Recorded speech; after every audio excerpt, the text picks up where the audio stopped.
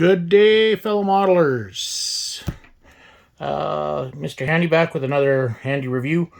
We're going to take a look at this book on Chinese aircraft called Dragon's Wings by Andreas Rupprecht. So, it is published by a company named Classic.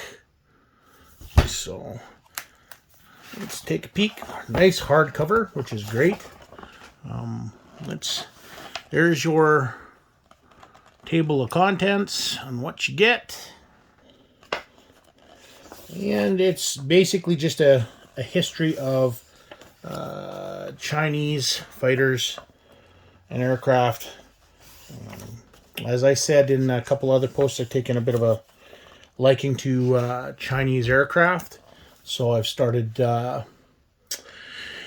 doing some more research on them and looking them up. So I thought I'd get this. So basically, the first chapter is a history of the Chinese Air Force and the types of aircraft that they use. So here we're looking at all the different MiGs, MiG-9, MiG-15s. They have their specs as well. And then we get into the early licensed fighters. So we're looking at, I believe, MiG-19s, which would be, I'm not too sure what the designation for the MiG-19 is. So here it is, the J6, right? And then we get into the different Chinese versions of aircraft, production of aircraft, and then again, like I said, it's mostly just talking about these the licensed copies of Soviet aircraft in the early days of Chinese aviation. We start getting into some of China's internal production as well. The J6. Get into more of your reviews of the different variants, and then we start getting into indigenous designed aircraft. We start with the finback, the F8, and as we continue on, here's the family tree, the Shenyang J7, which is the MiG-21 F3 or F13, the copy. And then it goes through its whole history of the J7, J7-2, and then turns into the F7, which is the export version of the as they call the Air Guard. So, and then again we start getting into some more of their indigenous aircraft.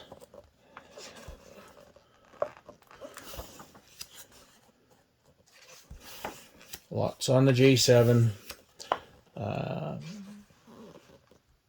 There was a lot. It was almost like it's their only major export version up for quite a few years was the F7/J7.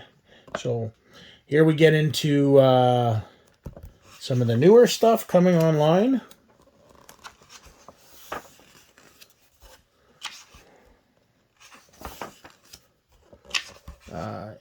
Advanced Indigenous proposals. So again, there's your J8,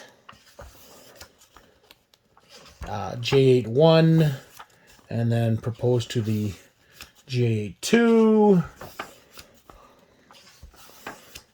I don't know why, but I just love the look of this the J8-2, the finback. I don't know. I love the look of it. It's interesting looking aircraft.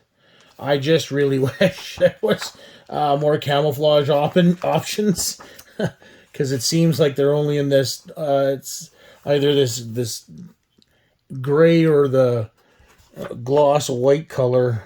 So, but export versions or export proposals for the J82, which is surprising because I didn't think they'd get that far. J8H, which is an upgraded version of the J82. I believe it has a better fire control system and glass cockpit, I think. So, there's these really nice illustrations. So here is a what might have happened. So this is a J9 versus an F4. And they have some very interesting. Here's some more information on this J9. There's some very interesting proposals, as you can see here for the J9. But coming up, there's these really interesting, proposals of aircraft, and it's unfortunate some of these weren't built. Like this here's a J9, and I mean it looks absolutely fabulous. All right, but and you look at it and it's almost like somebody stuck a MiG-23 and a MiG-25. Right, it's got the nose of a MiG-23, the body of a MiG-25, the wings of a MiG-21, and split tail. So, and then these in-house designs too. Here's some more in-house designs. So, and these again, like I said, there's some nice illustrations in here of some very cool concepts that would have been interesting to see. I actually developed this one here. It almost looks like a copy of the F1, the Mirage F1. This one almost looks like the it was a copy of the F100. So here's that other one that kind of looks like the Mirage F1. This one here is the J13 V2. Here it is again. So, and like I said, they have some really interesting concepts. Here's some more of these concept planes that never actually saw production, which is unfortunate. And then we get into the modern aircraft that they're developing now. There's the J10, more J10s, more on the J10, more on the J10, the two-seater J10, the J10S, J10B. Here's the F1 or FC1 Fierce Dragon, JF17 Thunder. Again, I'm not super familiar with this, but I believe that the JF17 is actually being used by Pakistan. So I believe that here we go right here. Pakistan version of it. So, and then, I mean, as far as I know, it was the, so in Pakistan, the FC1 is called the JF17. They're their only export customer so far. Here's the Shenyang J11, which is the Su-27 copy with inferior engines, from what I've read.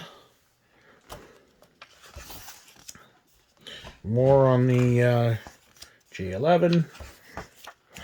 Then we start getting into some of these. Here's the ground attack and strike aircraft. Here was a proposed turboprop version of the IL-10. So that would have been rather interesting.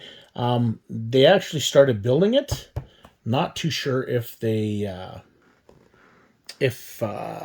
actually put it into production. I'll have to read a little bit more on this. But and then of course the Q5. and then they do Nanchang Q5. They get quite a bit into the Q5, the naval version of the Q5, the anti-shipping version of the Q5.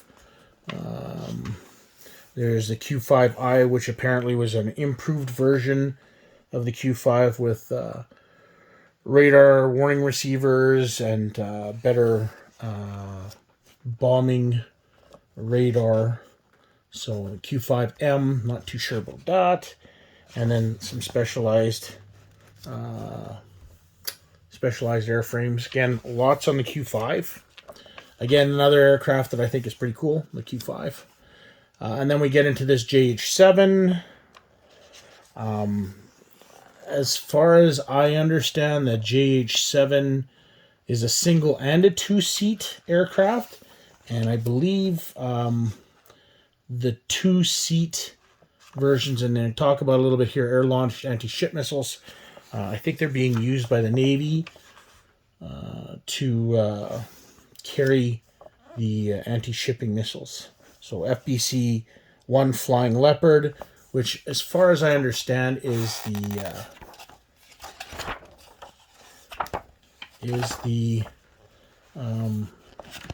same version as the JH7. It's just the two-seat version, is what I gather from some of the reading I've done.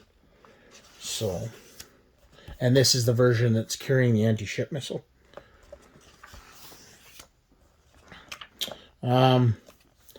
Some talking about them using bits and pieces from the MiG-23 to create this funky aircraft, which is the Q6. I think this would have been a very cool looking aircraft had it been produced. It looks pretty neat. It looks like an F-16 and a MiG-23 together, smashed together. So pretty interesting aircraft. Just again, a lot of the stuff's was not produced. So, and then we get into bombers and anti-submarine aircraft, where they talk about the this is in China. It's called the H-6. But of course, it's the Russian Tu-16 Badger, the H-5, which is the IL-28. And basically just talk about this.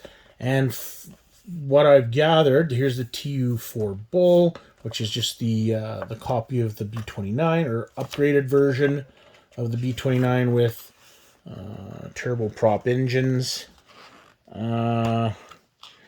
As far as I understand, most of the bombers right now in Chinese service are the Badger, the H-6. So, and it's just an improved version of the Badger. And lots and lots of information on that version in Chinese service. I do believe they talk a little bit. Here's the H7 proposal and H8. Here is the BE6 in Chinese markings. Again, another really interesting aircraft. I have to try and get one of these in as a model. So again, here's these proposed J7 or J6 and J7. No, sorry. Yeah, H7. But again, like I was saying, a lot of their bomber force is just based on the Badger, and they don't seem to have progressed any further beyond that. And then we get into these flying boat versions that they've produced. And then we get into their newer stuff. So they'll be talking about the J20. So here's the J14. Here's the, I believe this is the J20 here, the Fierce Dragon. As you remember, I did a review on this, or as you might remember, I did a review on Dream Models version of that. The J18 Red Eagle. Trumpeter has done the J-31 Gry Falcon. I'll have to do a review on that at some point. Then they start talking about their UAVs, training aircraft, and then we just have our glossary, reference bibliography, and source notes. And that's the end of it. So, I mean, I mean, if you're interested in Chinese aircraft, it's definitely worth getting. It's not what I thought it was going to be. I was kind of hoping for more of a bit of a better history. I mean, this is still very good. There's lots of information in there. I was hoping for more of a history, especially on the older stuff. It's nice that they go through each of the aircraft and kind of talk about what that aircraft did and all that. So for that value, it's great.